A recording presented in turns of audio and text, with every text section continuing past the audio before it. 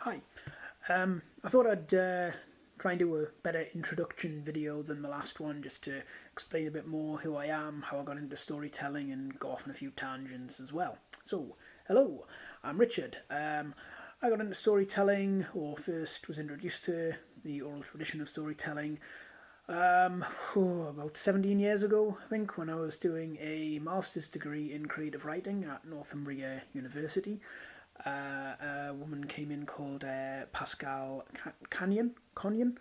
Very sorry if I've pronounced that wrong. And she ran a workshop whereby she's still a storyteller, and she ran a workshop about storytelling and encouraged us to write stories of our own. I thought this was something fantastic. Actually, making a living from being a storyteller. I did some storytelling of my own at the school where my mum worked at the time. It didn't really go much further than that for a long time. Though someone at the school had told me about a storytelling group called A Bit Crack in Newcastle, and eventually years later, I did go there and met some great people, particularly Gary Cordingley, who, he really helped me with storytelling. We went to Festival at the Edge together, which is a huge storytelling festival in Shropshire. First year I went as a punter, the second year I went as a volunteer. Got to meet a lot of people there and learned a lot about storytelling. I continued to do my own sessions in local schools, community centres, fairs, that kind of thing. But I wasn't really putting enough into it. It didn't really go anywhere, and I tend to bounce around things a lot, and I just stopped doing it as much. Really, I never lost the interest in it. I would still read stories, learn stories, and what became more interesting to me was the stories behind the stories, the cultures that they came from, the background, how they came into being, the origins behind them, and that led down more rabbit holes of cultural history and all that kind of thing. If you get into it's really interesting because you get into more of the, as I've mentioned, the history of these things more than anything, and you find out a lot of these stories on what you probably realise if you've listened to any of the or watched any of the videos that I've uploaded, they're not necessarily for children. A lot of traditional folk and fairy tales have been sanitised over the years for children, but their origins are a lot more grown up and a lot darker, which again really interested me. I mean, it does amaze me what Disney manages to do, especially with things like The Little Mermaid. I do love the film, but the origin of that story is absolutely horrific.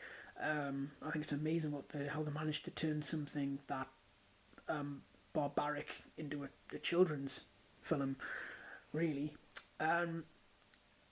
So that very condensed history of me and storytelling there.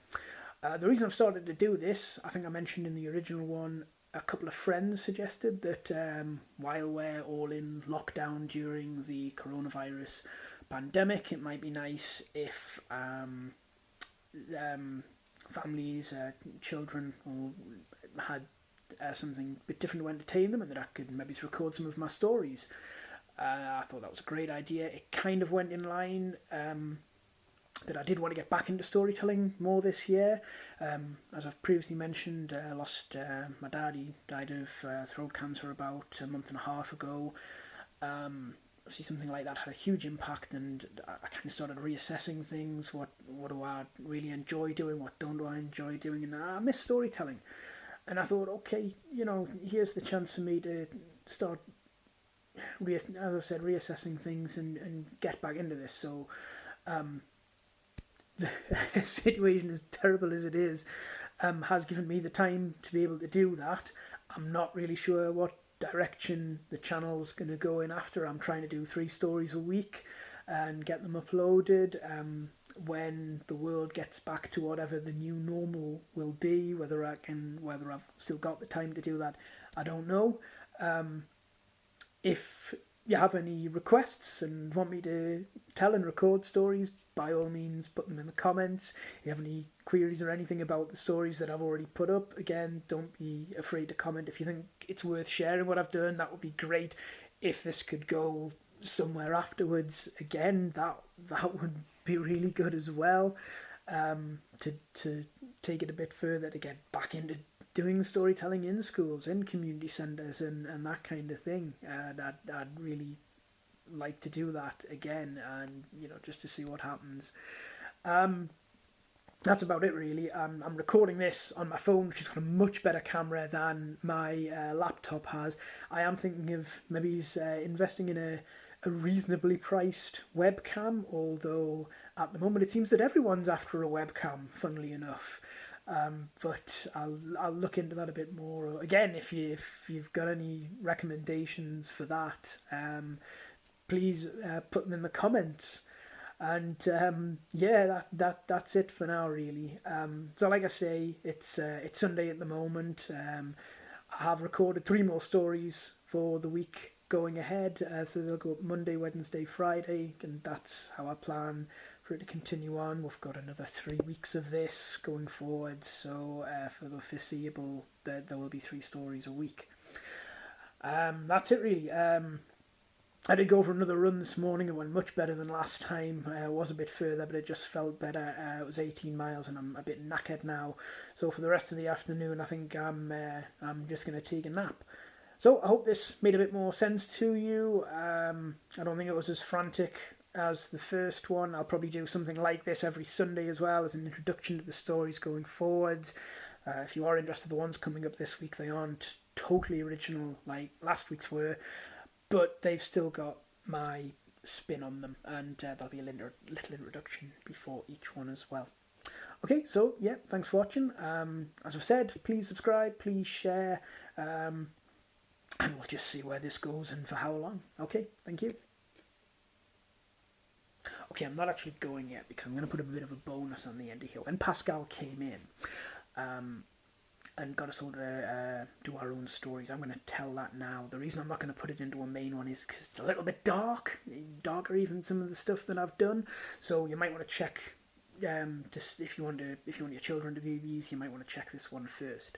But it is basically it's called The Colour of Blood, and here we go. And it starts at the beginning of creation, or just after creation, and the world was a very dull place. It had no colour whatsoever, no bright colour anyway. It was just all shades of grey and white and black, and it was very pale and washed out and empty, like an old black and white photograph. The entire world was like that.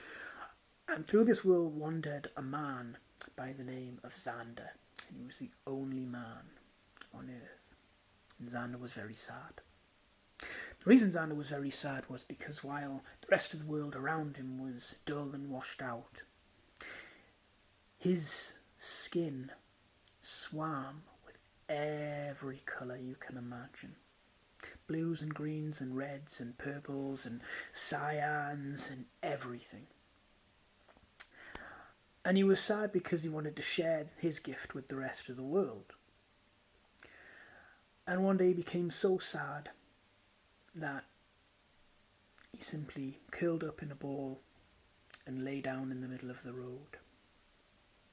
Now his one friend in the world was the wind. The wind would constantly try and cheer him as he went through his way. It would whistle through the air or make entertaining shapes out of the dust that it would kick up. And when it saw that Xander had curled up in the middle of the road, it came down and asked him what the matter was.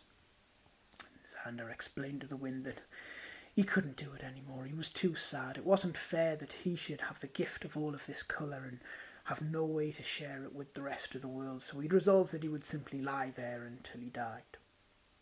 Well, the wind thought that this was absolutely ridiculous, and so to try and make him stand up again, it began to blast dust into his eyes. Xander simply screwed his eyes up tight shut. And so the wind began to howl through the sky overhead, making the most terrible noise as it went. Xander simply covered his ears and curled into an even tighter ball. So the wind went away to think. It went high up into the sky. And it had an idea. And it gathered all of its strength and all of its power till eventually it suddenly just exploded from the sky, hurtled straight down towards Xander, and it hit him with such force it threw him up into the air, and he bounced and tumbled and cartwheeled and span across the ground until he came to an almighty stop, skidding to a stop across the road, listening to the wind laugh and howl. He was furious. He could not believe that the wind had done this to him. And he stood and he was prepared to rage at the wind. But just before he did, he noticed that where he had bounced and tumbled and scraped himself across the ground, he'd left patches of colour. And he looked down.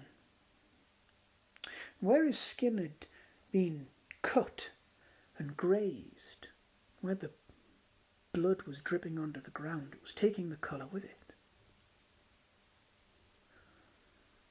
Xander found 2 sharp rocks in the road. He cut down his arms. He held them out and he bled into the earth. And he bled and he bled and he watched. He watched as the road beneath him turned from a washed out grey to a rich brown. He watched as the grass grew green around him. He watched as the rivers and lakes turned clear blue. He watched as the insects came down to the flowers, and as the flowers bloomed into colour and the insects drank from them, they carried their own colours up into the sky. Deep underground in their burrows, the fox was painted red and the badgers were striped black and white. Xander watched in awe and wonder and joy as the world around him burst into the colour of life. And as he bled, he became so tired. And he lay down. And he rested. He did not move. And the wind came down and gently picked Xander's body up and carried it into the sky. And as he carried him higher and higher, Xander was so light, and his skin fell away and painted the sky a brilliant blue. His bones, which were now so light and empty, floated away, became the clouds. As Xander went higher and higher with the wind, when his heart touched the sun burst into a brilliant flame to light the world of colour that Xander has made.